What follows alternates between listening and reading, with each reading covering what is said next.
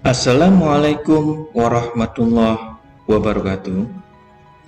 Kita bertemu kembali dalam pembelajaran jarak jauh untuk simulasi dan komunikasi digital. Adapun kompetensi dasarnya adalah 3.8 memahami konsep kewargaan digital. Tujuan pembelajarannya 3.8.1 menjelaskan konsep kewargaan digital. 3.8.2 menjelaskan konsep internet safety. Warga digital. Warga digital adalah orang yang sadar akan hal baik dan yang buruk, menunjukkan kecerdasan perilaku teknologi, dan bisa membuat pilihan yang tepat saat menggunakan teknologi, memanfaatkan TI untuk membentuk suatu komunitas, pekerjaan, dan berekreasi. Kewargaan digital. Kewargaan digital adalah konsep yang dapat digunakan untuk memberikan pengetahuan mengenai penggunaan teknologi dunia maya dengan baik dan benar, atau juga dapat didefinisikan sebagai norma perilaku yang tepat dan bertanggung jawab atas penggunaan teknologi. Ada 9 komponen kewargaan digital yang dibagi menjadi 3 kategori. Kategori pertama adalah lingkungan belajar dan akademis. Meliputi 3 komponen.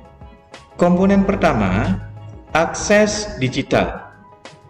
Setiap orang punya hak untuk memakai fasilitas TIK, yaitu teknologi informasi dan komunikasi. Tapi tidak setiap orang punya kesempatan yang sama untuk mengakses teknologi. Komponen yang kedua adalah komunikasi digital. Setiap warga digital diharapkan mengetahui jenis-jenis komunikasi dan mengetahui kelebihan dan kekurangan komunikasi tersebut. Dan komponen yang ketiga adalah literasi digital, yaitu proses belajar mengajar mengenai teknologi dan pemanfaatan teknologi. Itu untuk kategori yang pertama, lingkungan belajar dan akademis. Sedangkan kategori yang kedua, yaitu lingkungan sekolah dan tingkah laku. Meliputi komponen keempat, hak digital. Setiap warga digital mempunyai hak privasi, kebebasan berbicara, dan lainnya. Sehingga setiap warga digital juga punya kewajiban yang harus terpenuhi, membantu pemanfaatan teknologi, mengikuti aturan yang berlaku. Komponen yang kelima, yaitu etiket digital. Dibuat dengan tujuan menjaga perasaan dan kenyamanan user lainnya atau pengguna lainnya. Komponen yang keenam, keamanan digital, yaitu warga digital harus berhati-hati menjaga informasi dari pihak yang tidak bertanggung jawab. Kategori yang ketiga, yaitu kehidupan di luar lingkungan sekolah. Meliputi komponen yang ketujuh, hukum digital. Mengatur etiket penggunaan teknologi dalam masyarakat. Komponen yang kedelapan, transaksi digital. Dalam jual beli online, penjual dan pembeli harus menyadari risiko dan keuntungan jual beli online. Komponen yang ke-9 yaitu kesehatan digital. Jadi di balik manfaat teknologi digital, ada beberapa hal yang bisa mengancam kesehatan, baik fisik maupun mental. Untuk mencegahnya, kita harus menyadari bahaya yang dapat ditimbulkan teknologi digital. Think, T-H-I-N-K. Think ini merupakan tata krama untuk menjadi kewargaan digital yang baik dan benar. Kita telah menyadari pentingnya kewargaan digital. Tata krama komunikasi sinkron juga berkesinambungan dengan menggunakan konsep think. Jadi, kita harus menggunakan konsep ini, yaitu think, sebelum kita berkomunikasi di dunia digital, baik itu email, post, Facebook, Twitter, blog, dan forum. Think ini merupakan akronim dari T, is it true? Benarkah? Benarkah postingan kita ini? Atau postingan Anda? Atau hanya isu yang tidak jelas sumbernya? Yang kedua, H, is it hurtful? Menyakitkankah? Apakah postingan Anda akan menyakiti perasaan orang lain? Yang ketiga adalah I, is it illegal?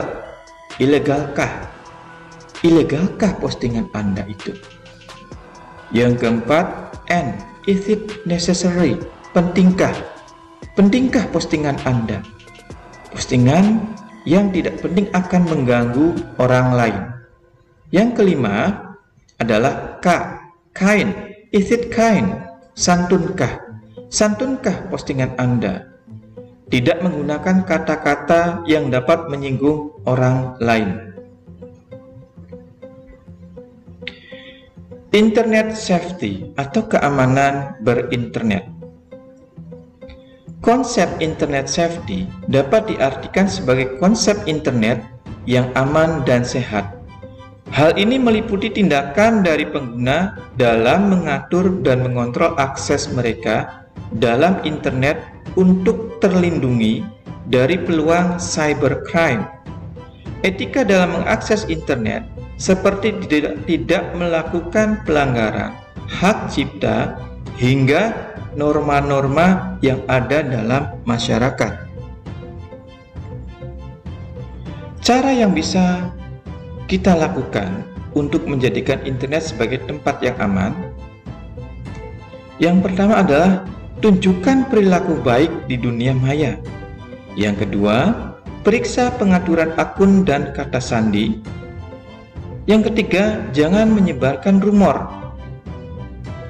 Yang keempat, pikirkan dahulu sebelum mengirim sesuatu. Yang kelima, verifikasi berita sebelum dibagikan. Yang keenam, memilih dan memilah informasi. Ada beberapa hal yang harus dipertimbangkan dalam menemukan, menggunakan, dan membagikan informasi kepada pihak lainnya. Yang pertama, persempit sasaran pencarian informasi. Yang kedua, jenis dan jumlah sumber informasi yang diperlukan. Yang ketiga, pilihlah informasi yang paling tepat untuk menjawab pertanyaan. Yang keempat, ringkaslah apa yang telah dibaca dengan kata-kata sendiri. Yang kelima, buatlah relasi antara informasi yang satu dengan informasi yang lain dan tarik kesimpulan. Yang keenam, tentukan informasi apa yang bisa dibagikan dengan orang lain. Adapun tugas mandirinya, link tugas mandiri akan diberikan setelah siswa memahami materi ini. Selamat belajar. Terima kasih. Wassalamualaikum warahmatullahi wabarakatuh.